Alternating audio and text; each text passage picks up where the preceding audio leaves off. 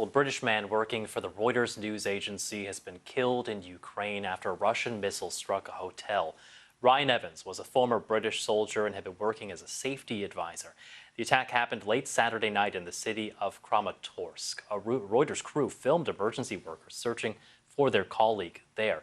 6 of their team members were inside that hotel when it was hit. 2 were hospitalized. Reuters said in a statement, "We send our deepest condolences and thoughts to Ryan's family and loved ones. Ryan has helped so many of our journalists cover events around the world, and we will miss him terribly." The Russian Defense Ministry did not respond to Reuters' request for comment. Russia, meanwhile, continued to bomb infrastructure across Ukraine on Sunday. Multiple civilian casualties were reported. And within its own territory, Russia says it's sending more artillery to the Kursk region. That's where thousands of Ukrainian troops are occupying territory. Ukraine's president said Sunday that the army advanced another 3 kilometers into the region. Well, joining me live now is retired Colonel Brendan Kearney of the U.S. Marine Corps. His last assignment was as Chief of Staff of the U.S. Marine Corps forces in Europe and Africa in Stuttgart, Germany. Welcome to BBC News. What do you make of this incursion by Ukraine that's been taking place over a couple of weeks now? Has it been more successful than what you anticipated? Well, I think most of us, Carl, and by the way, good to be with you tonight. I think most of us really didn't anticipate this. I didn't. I'll admit to that. But once they launched this incursion, it became readily apparent that its success was something that Ukraine was going to continue to exploit as the Russians failed to stop the offense into that Kursk region. So this is it's very, very interesting to watch, and it's a classic military maneuver designed to draw Russian forces from the south, the Odessa front, and have them have to relocate to go up there to Ukraine's advantage. You know, Ukraine is still asking for permission from the West, from countries like the UK and US, to use these long-range missiles. They want to target deeper within Russia. Do you think now, I mean, we've been seeing it use Western weapons on this incursion. Is it more likely now that it might get that kind of permission after what we've seen, this kind of success? I do. To answer your question very briefly, I do see that the West is going to go ahead and reinforce what is success. But again, to just make a point I made for the last over 2 years, and that is the Western handcuffs on Ukrainian use of Western technology was one of the most utterly ridiculous, borderline stupidity policy decisions the West could ever make. That's not how you fight a war. This war will end when somebody wins. And unfortunately, the longer that we have this thing continue on, the more casualties we're going to see, like Ryan of Reuters tonight, and all sorts of countless Ukrainian and Russian civilians.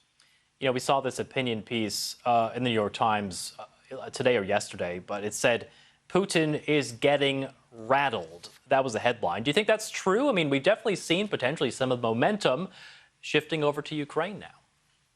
Well, the momentum has shifted to Ukraine here in the last couple of weeks. And, you know, it's very, very hard to judge just what his mental state is. He is one interesting diabolical cat, to use a teenager's phrase. He is. I'm not sure what to make of him. He clearly has got visions of grandeur that far exceeded the capability of Russia to achieve, and he's a dangerous man. And we're not sure not only about what his future is, but also we're not sure who's behind him that would step up. It's the classic beware of what you wish for type quandary that we face. Colonel, I want to get your thoughts on something that seems to be taking place in Belarus. Ukraine says that it's been concentrating troops and weaponry about 30 kilometers from its border. What do you make of that, and what do you think it would mean if this Russian ally were to get a little bit more involved in this conflict? Well, first of all, I think the Ukrainians are prepared for it. And secondly, the geography is not really, it doesn't bode well for Belarus trying to launch an offensive into northeastern Ukraine. There's an area up there called the Pripyat Marshes that have existed for multiple millennia that essentially are a barrier. It's a couple 100,000 square miles. It's a big, big area.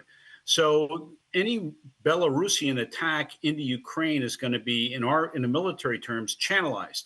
And that's easier for the Ukrainians to defend against. But the other thing is, the Belarusians, Lukashenko has not been the most popular. If you think back prior to the invasion, he hung on by a thread.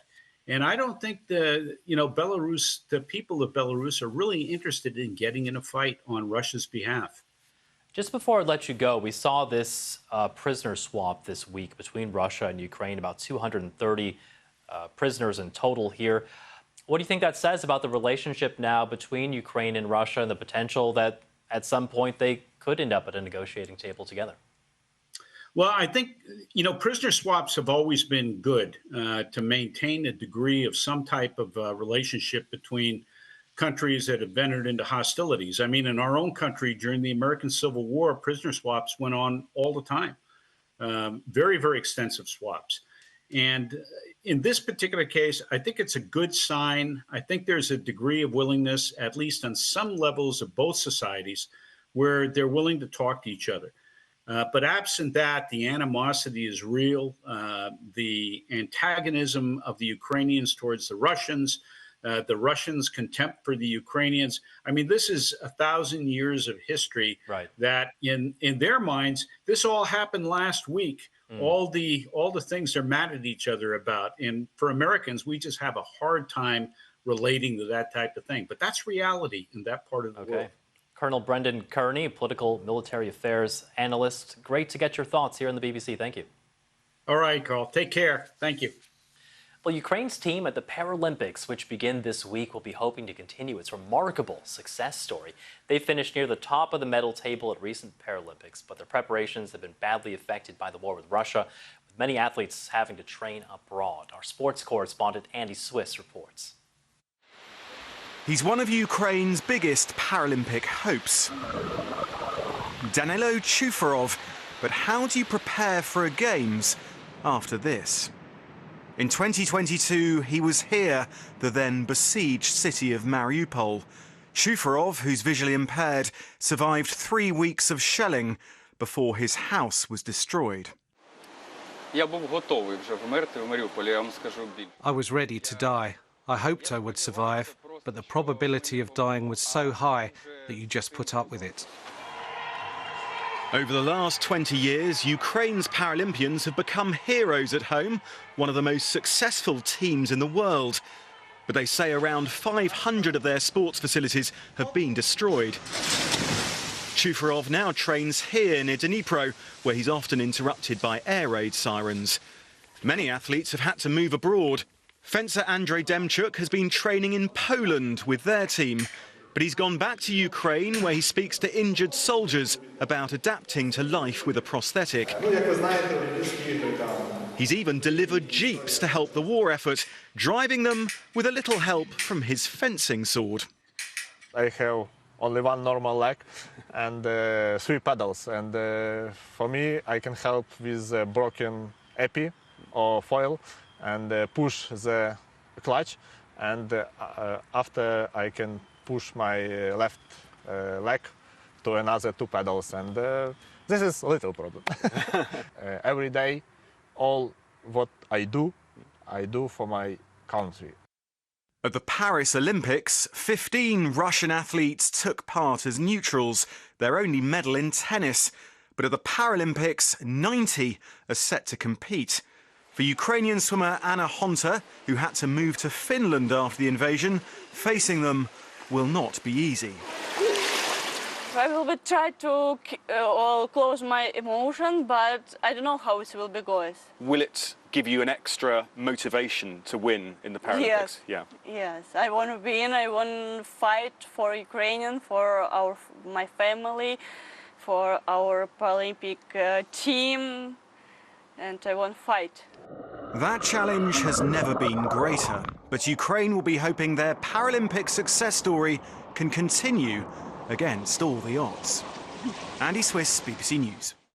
The whole of Ukraine is on high alert this evening after Russia launched a massive drone and missile attack on several cities across the country.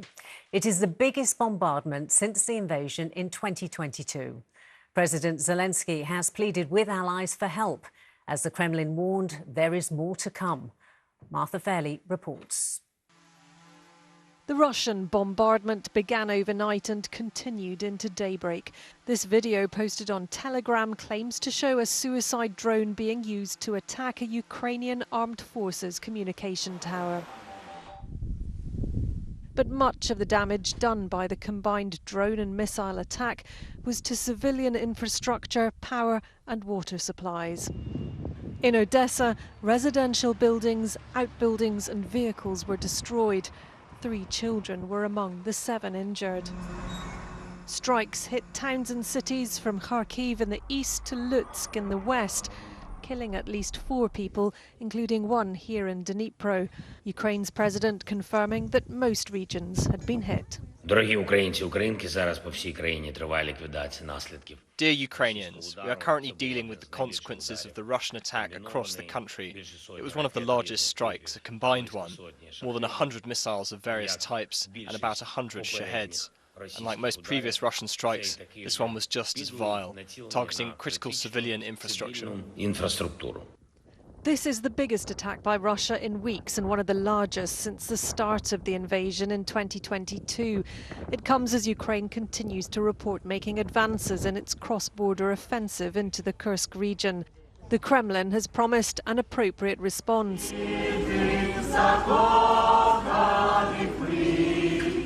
But in Kyiv, residents were singing the city's official anthem in the underground station as they took shelter, remaining resolute in the face of more missile attacks. Martha Fairley, ITV News.